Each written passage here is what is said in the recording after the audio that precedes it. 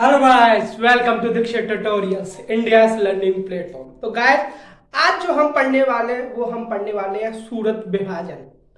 सूरत विभाजन को पढ़ेंगे और हम जो आगे जो क्रांतिकारी आंदोलन हुए थे, जैसे गदर आंदोलन हुआ, उसके बारे में भी आज हम विस्तृत चर्चा करने वाले हैं।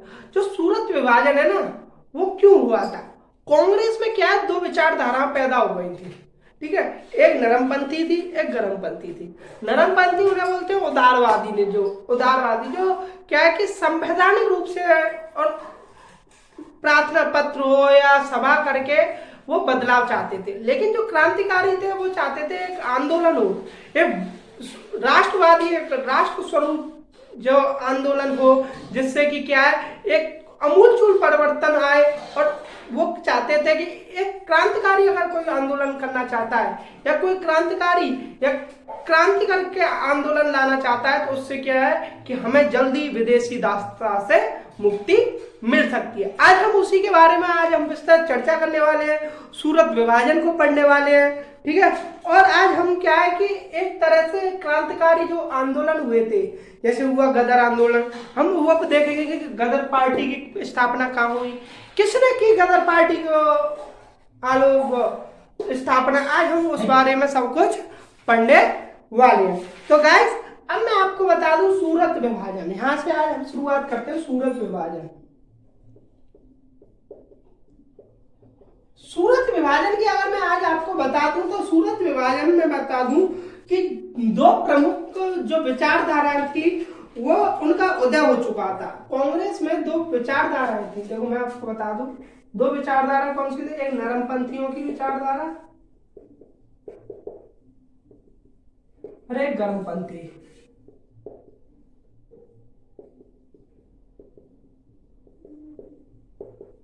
विचारधारा, ठीक है। नरमपंथियों के बारे में आपको बता चुका हूं और गर्मपंथी के बारे में मैं आपको बता चुका हूं। अब मैं आपको बता दूं कि 1905 में जब गोपाल कृष्ण गोखले की अध्यक्षता में, गोपाल कृष्ण गोखले की अध्यक्षता में कांग्रेस का वार्षिक अधिवेशन, कांग्रेस का सूरत विभाजन 1907 में होता है, ठीक है। कांग्रेस का वार्षिक अधिवेशन बनारस में होता है। कहां होता है? बनारस। बनारस में वार्षिक जो अधिवेशन है वो कहां होता है? बनारस में होता है। और इन्होंने क्या किया कि बाल गंगाधर तिलक एक गर्मपंथी नेता थे, ठीक है। यहां लिख देता हूं बाल गंगाधर तिलक। बाल गंगाधर तिलक,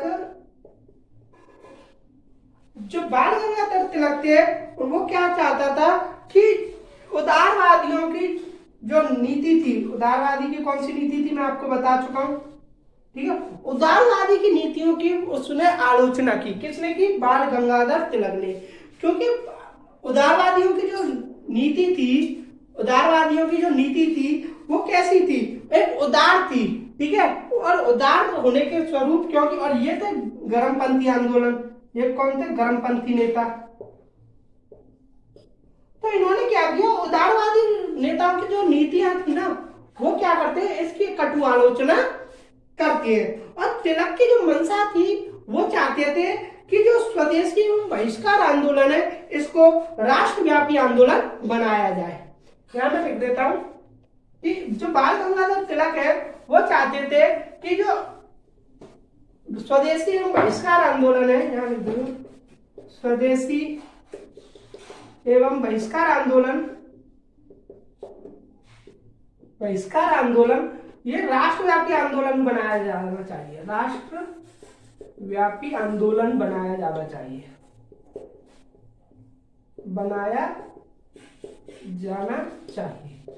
परंतु कौन चाहता था ये? मैं यहां लिख देता हूं बाल गंगाधर तिलक। बाल गंगाधर तिलक एवं अन्य गर्मपंथी नेता। लेकिन उदारवादी चाहते थे कि यह जो स्वदेशी और बहिष्कार आंदोलन है ये सिर्फ बंगाल तक सीमित रहे। तक सीमित रहे। ये कौन चाहता था? उदारवादी नेता। ठीक है, अब आपको पता है यहीं से चल गया कि दो विचारधाराओं का जन्म हो चुका था। जो दो विचारधारा कौन सी थी? एक तो उदारवादी जो चाहते थे कि बंगाल तक सीमित रहे, वही एक थी गर्मपंथी जो चाहते थे राष्ट्रव्यापी आंदोलन बनाया जाए। किसको? स्वदेशी एवं बहिष्कार आंदोलन को। अब क्या होता है कि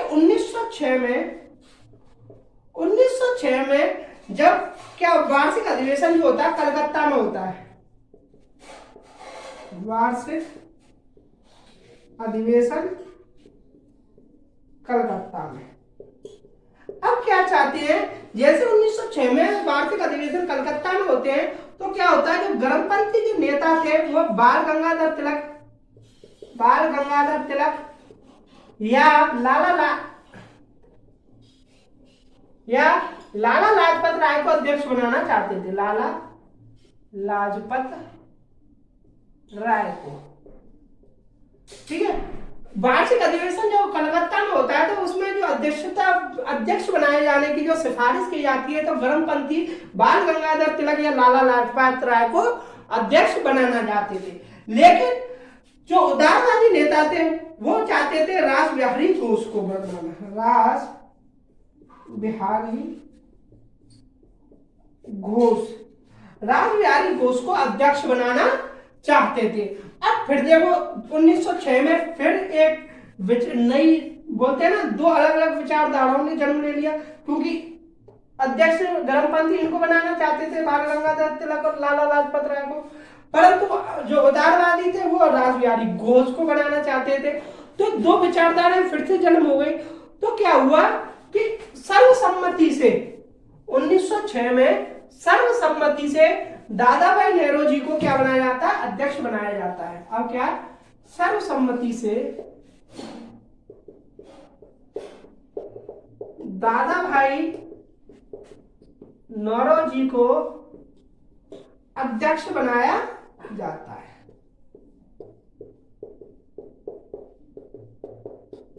ठीक है, लेकिन यह लड़ाई अभी यहीं समाप्त नहीं हुई। इन विचारधाराओं ने अपना अब क्या कर लिया, एक अलग ही रुख अपना लिया था, क्योंकि अब आने वाला था 1907 का वर्ष, जो कि 1907 का वर्ष कांग्रेस के लिए बेहद ही इंपॉर्टेंट रहने वाला था।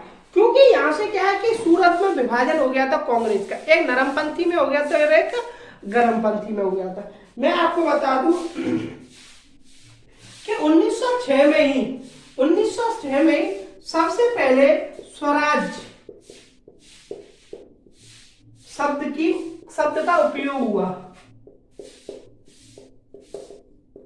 परंतु स्वराज शब्द की स्वराज शब्द को स्पष्ट नहीं किया गया कि स्वराज शब्द का स्पष्ट मीनिंग क्या है। तो स्पष्ट मतलब नहीं बताया गया,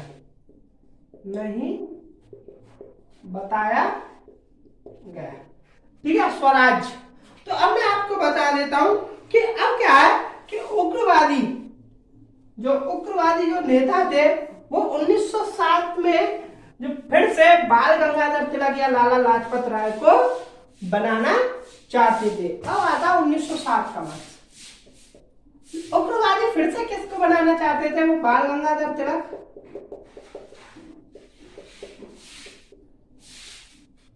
या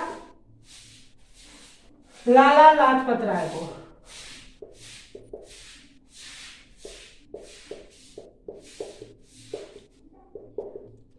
बाल गंगाधर तिलक या लाला लाजपत राय को। और क्या है, ये कौन बनाना चाहते थे? ये कौन बनाना चाहते थे? उग्रवादी नेता। और इनके साथ ही ये क्या चाहते थे कि वार्षिक अधिवेशन नागपुर मध्य प्रांत में आयोजित की जानी चाहिए। मध्य प्रांत में आयोजित किया जाना चाहिए,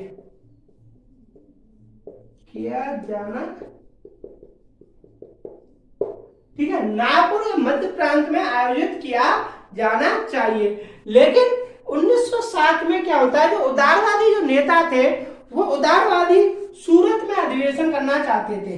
अब मैं यहां लिख देता हूं, सूरत अधिवेशन करना चाहते थे। कौन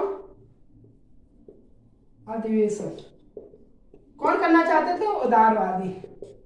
और इन्होंने क्या किया, बाल गंगाधर तिलक को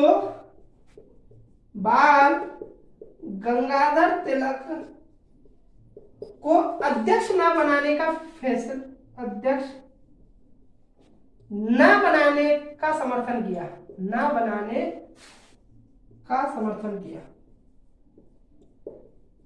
या न बनाने के पक्ष में थे। मतलब ये बाल गंगाधर तिलक अध्यक्ष ना बने। अब इनके पीछे इन्होंने जो रीजन दिया था, वो रीजन दिया था क्योंकि ये चाहते थे कि कोई भी नेता, जब कोई भी मेजबान जो प्रांत है, मैं यहाँ बता दूं कि जो सूरत है वो कहाँ आता था? बंबई प्रांत में। सूरत कहाँ आता था? बंबई प्रांत में। और जो बंबई प्रांत है वो किसका था? गंगाधर तिलक का गृह प्रांत। तो वो चाहते थे कि कोई भी अगर मेजबानी जो कर रहा है ना, वहां का स्थानीय नेता अध्यक्ष ना बने।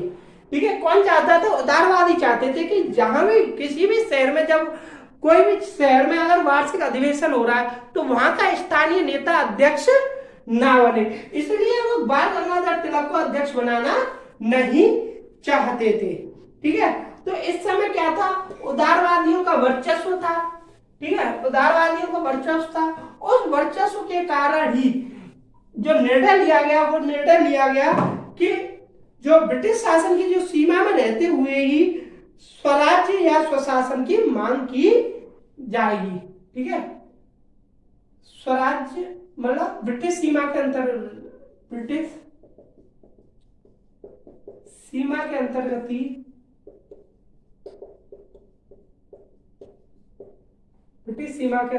ही स्वराज्य या स्वशासन की मांग की जाएगी।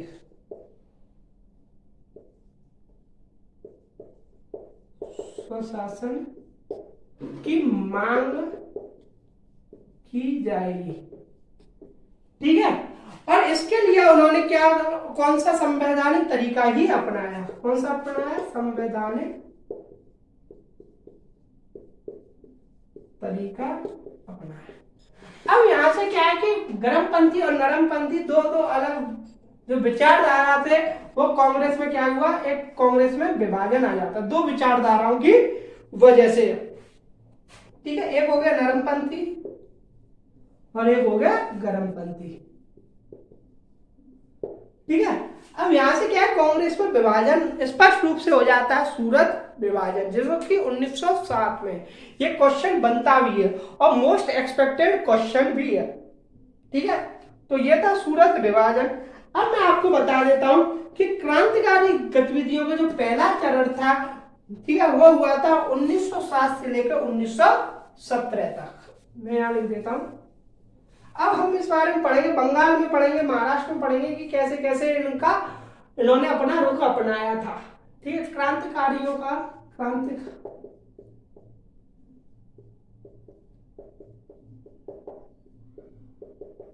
प्रथम चरण 1907 से लेकर 1917 तक। ठीक है, ठीक है, क्रांति का। अब मैं आपको बता दूं, सबसे पहले बंगाल की बता देता हूं। बंगाल में क्या कंडीशन रही थी?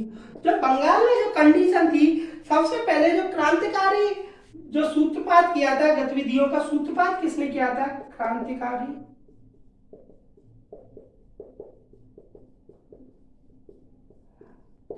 गतिविधि का सूत्रपात भद्रलोक समाज ने किया था।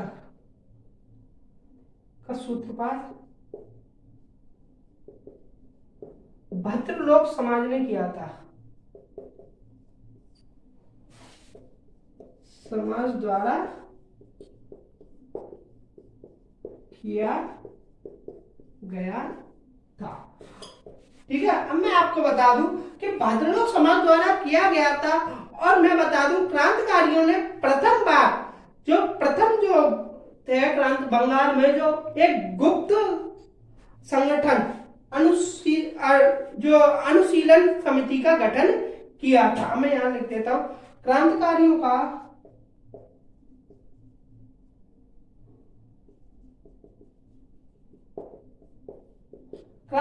का प्रथम गुप्त संगठन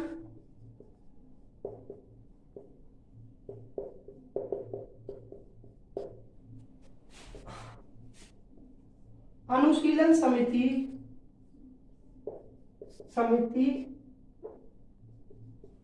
का गठन किया गया। अब मैं बता दूं, जो अनुशीलन समिति है, जो इसकी जो स्थापना होती है वो 1902 में होती है। अच्छा, 1902 में होती है। मिदनापुर के ज्ञानेंद्र बासु द्वारा स्थापित की जाती है। मिदनापुर में ज्ञानेंद्र बासु द्वारा स्थापित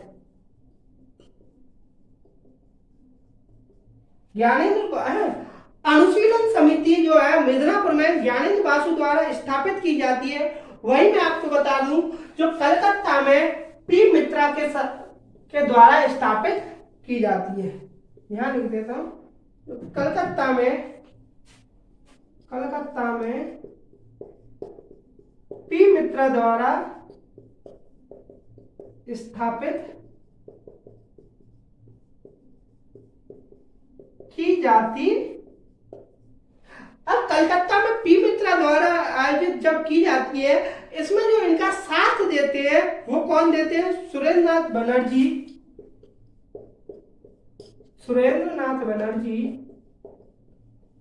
एवं वीरेंद्र कुमार घोष।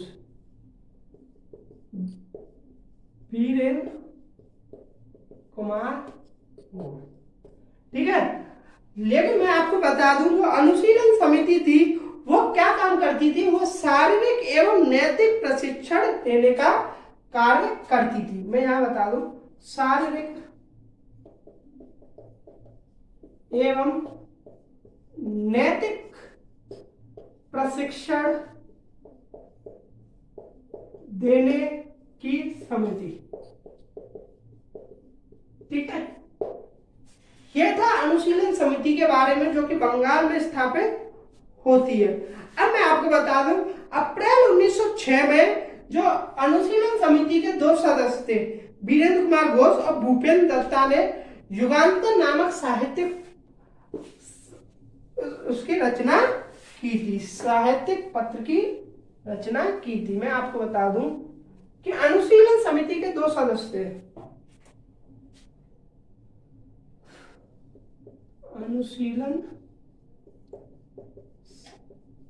2 सदस्य कौन थे? एक तो सुरेंद्रनाथ बनर्जी, ठीक है, वीरेंद्र कुमार घोष, सॉरी,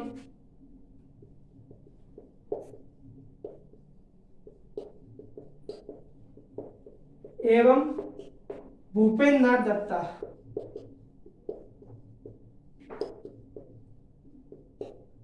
वीरेंद्र कुमार घोष एवं भूपेंद्र नाथ दत्ता ने ये क्या करते हैं, जो अनुशीलन समिति के जो 2 सदस्य वीरेंद्र कुमार घोष एवं भूपेंद्र नाथ दत्ता एक साहित्यिक पत्र का रचना करते हैं, और उस साहित्यिक पत्र का नाम रहता है युगांतर।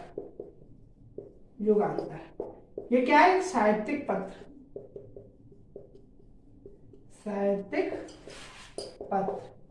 Okay guys.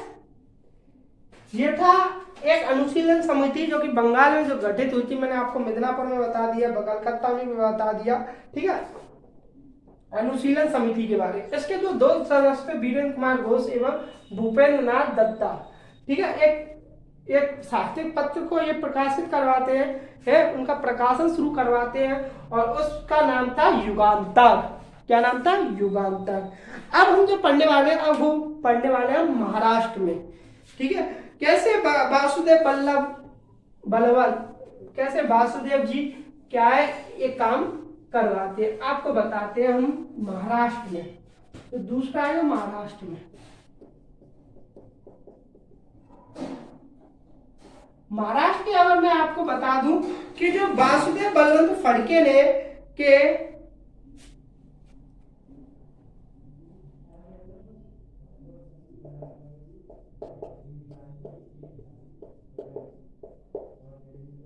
फड़के के जो जो रामोशी कृषक दल ने 1879 में क्रांतिकारी गतिविधियों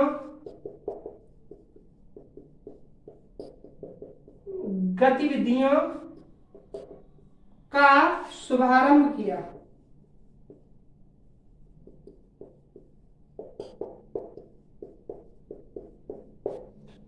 1879 में क्रांतिकारी गतिविधियों का शुभारंभ किया। अब मैं आपको बता दूं कि 1899 में एक गुप्त सभा मित्र मेला का गठन किया जाता है और उस गठन को करते हैं वीडी सावरकर और उनके जो भाई है गणेश दामोदर सावरकर। ठीक है, 1899 में गुप्त सभा का गठन, गुप्त सभा, उस गुप्त सभा का नाम जो था वो था ठीक क्या, मित्र मेला।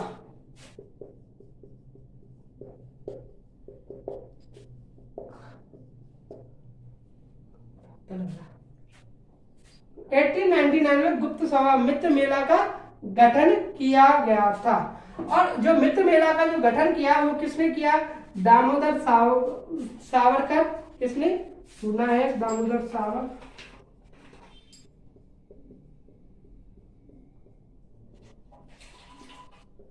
एवं इनके जो भाई थे गणेश दामोदर सावरकर।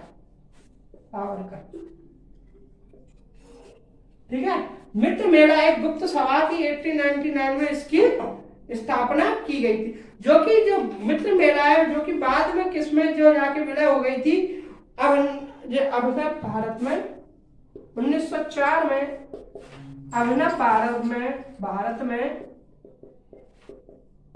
विलय। ओके गाइस, ये था महाराष्ट्र में जो हुआ था। अब हम जो बताएंगे अब वो हम पढ़ाएंगे पंजाब में। पंजाब में कैसे लाला लाजपत राय एक समाचार पत्र का प्रकाशन करते हैं, वो था जो जिसका नाम था पंजाबी। गाइस पानी पी लूं थोड़ा।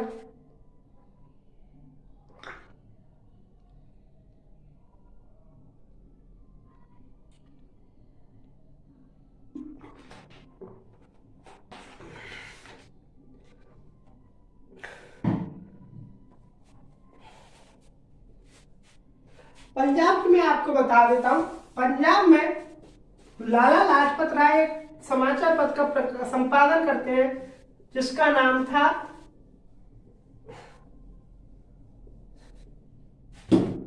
पंजाबी। यहां लिख देता हूं तीसरा पंजाब में। देखो लाला लाजपत राय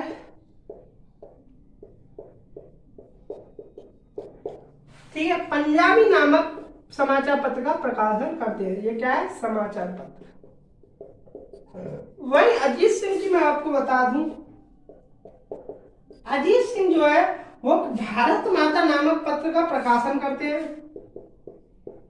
भारत माता पत्र का प्रकाशन। वही अब दूसरी जगह मैं बता दूं कि जो अंजुमन यहां पर आपको बता दूं एक क्रांतिकारी समिति का भी गठन करते हैं जिसका नाम था अंजुमन ए मोहिसवन ए वतन। क्या नाम था, अंजुमन ए मोहिसवन ए वतन। ये क्या है, क्रांतिकारी समिति थी, समिति। ठीक है, कौन करता, अजीत सिंह। अजीत सिंह ये पत्र का प्रकाशन करता है, उस पत्र का नाम था भारत माता। वही एक क्रांतिकारी समिति का भी गठन करता है जिसका नाम था अंजुमन ए मोहिसवन ए वतन। ओके गाइस, अब जो हम पढ़ने वाले, अब हम पढ़े थे दिल्ली में। ठीक है, दिल्ली को पढ़ते हैं। दिल्ली में एक षड्यंत्र जिसको दिल्ली षड्यंत्र बोला गया था, मैं आपको बता देता हूं। 23 सितंबर 1912 को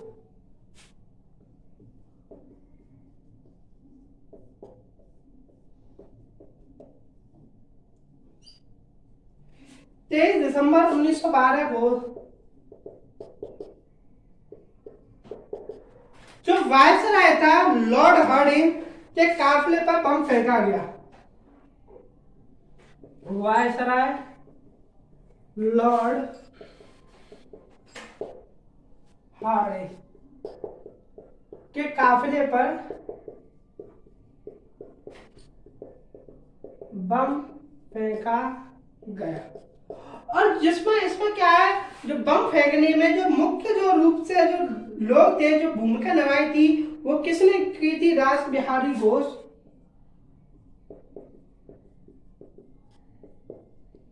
एवं सचिन संथाल।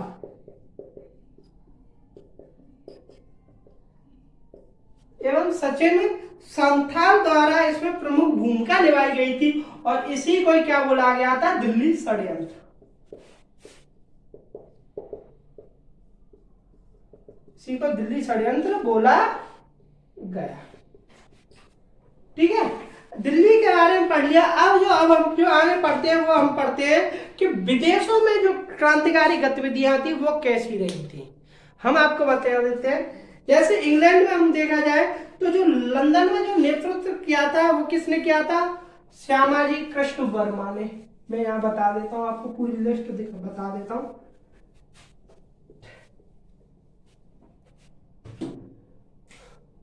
विदेशों में क्रांतिकारी गतिविधियां,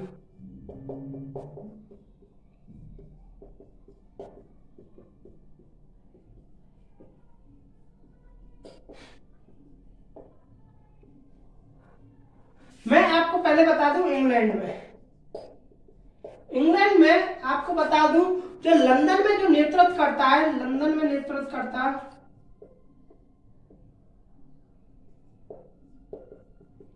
कौन करता है? वो करते हैं श्यामाजी कृष्ण वर्मा।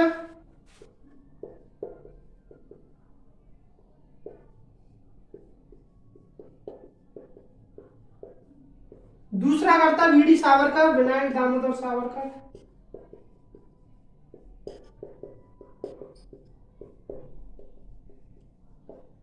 ठीक है, विनायक दामोदर सावरकर, मदन लाल ढींगरा,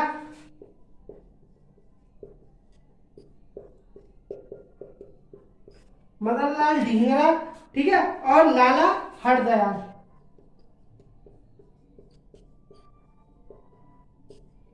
ठीक है, ये क्या है कि लंदन में इसका नेतृत्व करते हैं। और श्यामाजी कृष्ण वर्मा ने क्या किया? 1905 में एक भारत स्वशासन समिति का गठन किया था। मैं यहाँ लिख देता हूं इनके नाम पे। इन्होंने क्या किया? 1905 में स्वशासन समिति की स्थापना, भारत स्वशासन समिति का स्थापना किया जाता है। ये भारत स्वशासन समिति है ना, 1905 में। ठीक है, और जिसको बाद में जो बोला गया था वो क्या बोला गया था? India house. ठीक है, भारत स्वशासन समिति की स्थापना 1905 में होती है, जिसको बाद में क्या बोला गया था? इंडिया हाउस बोला गया था। ठीक है, ये था इंग्लैंड में। अब इंग्लैंड के बाद में आपको बता दूं फ्रांस का। ठीक है, फ्रांस की मैं आपको बता दूं कि जो पेरिस में जो नेतृत्व करता था वो कौन था? मैं यहां लिख देता हूं, दूसरा फ्रांस। ठीक है, पेरिस में नेतृत्व करता है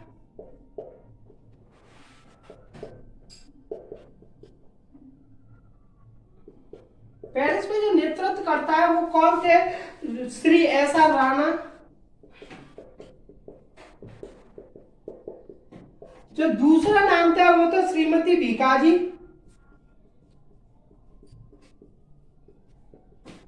श्रीमती भीकाजी रुस्तम कामा।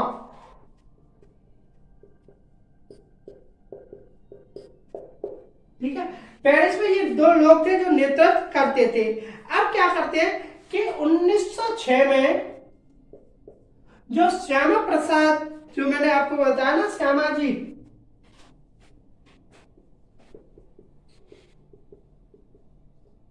श्यामा जी जो है वो लंदन से कहां पहुंचते हैं, पेरिस पहुंचते हैं। लंदन से पेरिस पहुंचे, लंदन से पेरिस गए।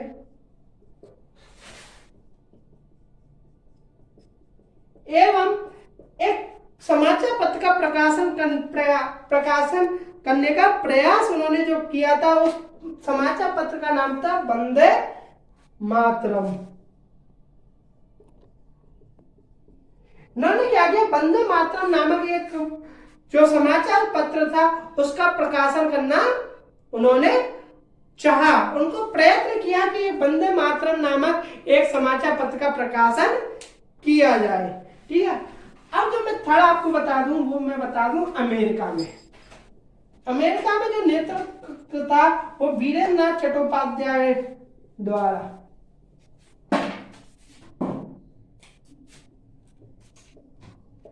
अमेरिका, अमेरिका की मैं आपको बता दूं, वीरेंद्र नाथ चट्टोपाध्याय। वीरेंद्र नाथ चट्टोपाध्याय जो है बर्लिन में अपनी गतिविधियों का केंद्र बनाते हैं। बर्लिन को अपनी क्रांतिकारी गतिविधियों का केंद्र बनाते हैं।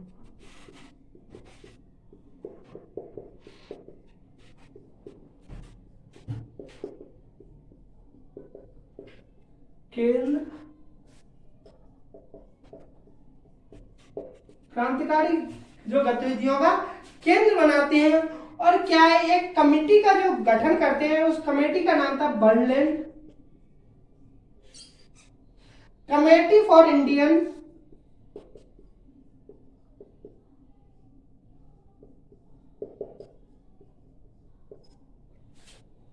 इंडिपेंडेंस। ठीक है, Berlin committee for Indian independence की स्थापना करते हैं, और जो स्थापना है वो कहां करते हैं, यूरोप में।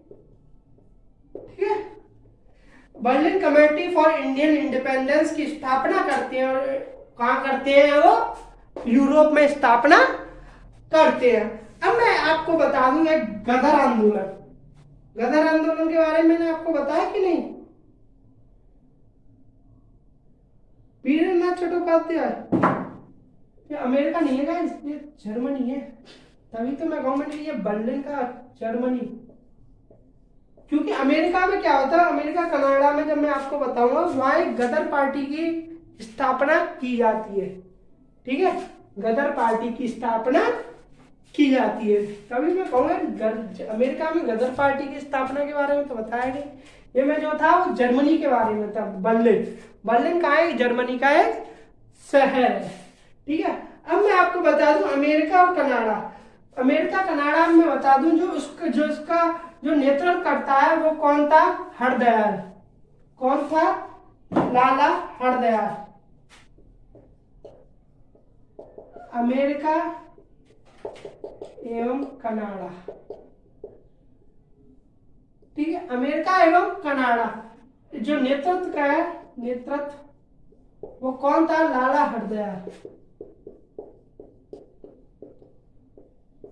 लाला हरदयाल अमेरिका एवं कनाडा में जो नेतृत्व करता है वो कौन था, लाला हरदयाल करता है। और 1 नवंबर 1913 को यहां लिख देता हूं, बहुत जरूरी है। 1 नवंबर 1913 में लाला हरदयाल ने सैन फ्रांसिस्को, यह है important question, points to remember, को में गदर पार्टी की स्थापना की। ठीक है, गदर पार्टी एक क्रांतिकारी पार्टी थी और इसने क्या किया, गदर आंदोलन का नेतृत्व किया था। ठीक है, और इसकी जो स्थापना वो 1 नवंबर 1913 को होती है। लाला हरदयाल इसकी स्थापना करता है, कहां करता है, सैन फ्रांसिस्को में इसकी स्थापना की जाती है, गदर पार्टी की। अब मैं आपको बता दूं गदर आंदोलन के बारे में। गदर आंदोलन,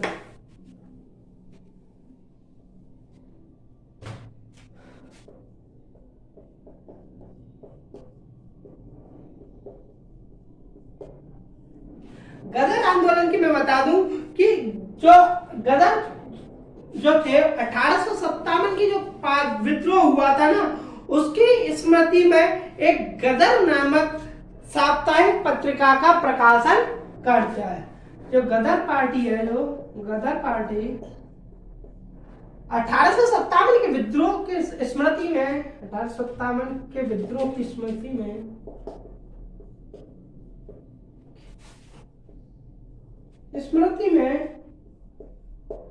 गदर नामक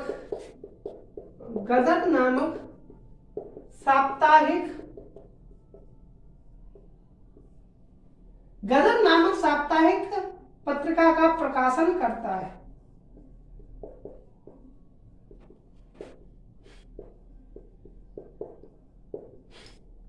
गदर नामक साप्ताहिक पत्रिका का प्रकाशन करता है। अब मैं आपको बता दूं कि गदर पार्टी ऐसी नहीं थी कि क्रांतिकारियों की पहली पार्टी थी।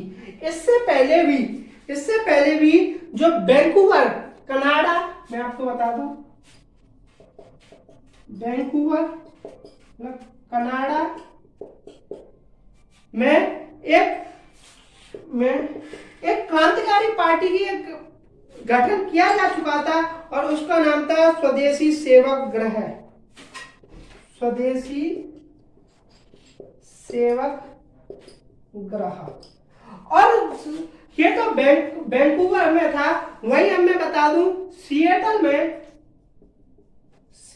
में जो एक स्थापना की जाती है वो की जाती है यूनाइटेड इंडिया हाउस।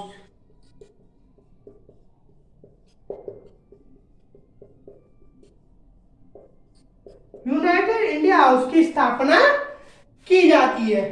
ठीक है, तो गदर पार्टी से पहले भी ये क्वेश्चन आते हैं कि वैंकूवर और सिएटल में कौन कौन सी पार्टियों का गठन किया गया था। अब मैं बता दूं कि गदर आंदोलन का जो उद्देश्य था वो उद्देश्य क्या था। आपको पता है क्रांतिकारी रूप से देश में बदलाव लाना चाहते थे। ठीक है, जो उद्देश्य था, उद्देश्य की मैं बता दूं, उद्देश्य कि अंग्रेज अधिकारियों की हत्या करो।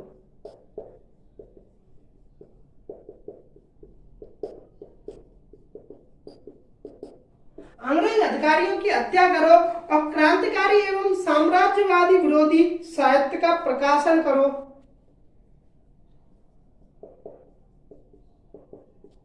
क्रांतिकारी एवं साम्राज्यवादी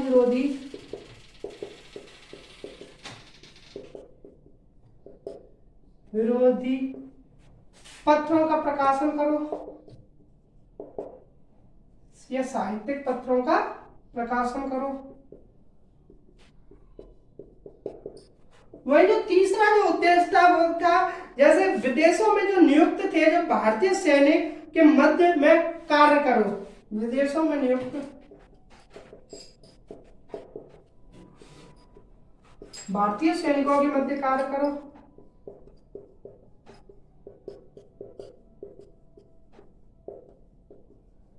का जो चौथा जो उद्देश्य था वो था कि उनमें जो है जो ब्रिटेन विरोधी भावना को जगाओ। इनमें क्या है, ब्रिटेन विरोधी भावना को जगाओ, ब्रिटेन विरोधी भावना को जगाओ। ठीक है, यानी मैं आपको जो नेक्स्ट जो था वो जो था कि सभी जितने भी करके जो सभी औपनिवेशों को, जो औपनिवेशिक देश थे उन सभी औपनिवेशिक देशों में क्या करो, विद्रोह फैलाओ। सभी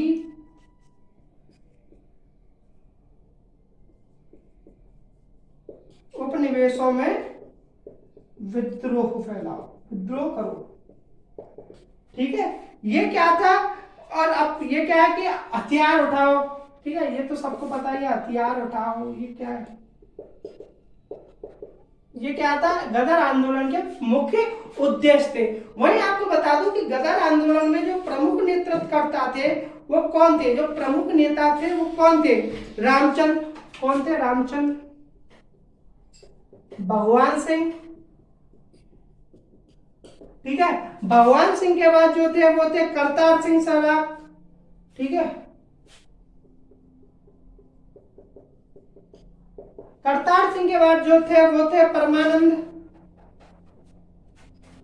भाई परमानंद। और जो एक और नाम थे वो कौन थे, वो थे बरकुल बरकल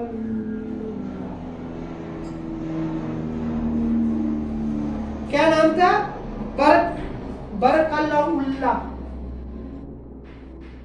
ठीक है, ये कौन थे, गदर आंदोलन में जो भी प्रमुख नेता रहे थे। तो गाइस आज हमने क्या पढ़ लिया, आज हमने सूरत विभाजन को पढ़ लिया। हमने सूरत विभाजन के साथ साथ जो क्रांतिकारी गतिविधियों के बारे में भी पढ़ लिया। ठीक है, अब जो कल हम पढ़ने वाले हैं, एक हम प्रथम विश्व युद्ध को पढ़ने वाले हैं एवं होम रूल आंदोलन को भी पढ़ेंगे। ठीक है, आज हमने गदर आंदोलन सब पढ़ लिया। ठीक है, उसमें जो विस्तृत चर्चा कर ली। ठीक है, गदर आंदोलन के जो नेता थे रामचंद्र, भगवान सिंह, करतार सिंह, भाई परमानंद, ठीक है, बरकुल्लाह, उन सभी के बारे में आज हमने पढ़ लिया। ठीक है, गदर आंदोलन के उद्देश्य को पढ़ लिया, इसके स्थापना के पीछे हमने कारण पढ़ लिए कि इसकी स्थापना सैन फ्रांसिस्को में हुई थी, ये सब हमने पढ़ लिया। ठीक है, हमने क्या किया, जो विदेश में जो क्रांतिकारी गतिविधियां थी वो उनको भी पढ़ लिया हमने। जो देश में क्रांतिकारी गतिविधियां रही जैसे बंगाल में, महाराष्ट्र में, उन सभी को हमने पढ़ लिया।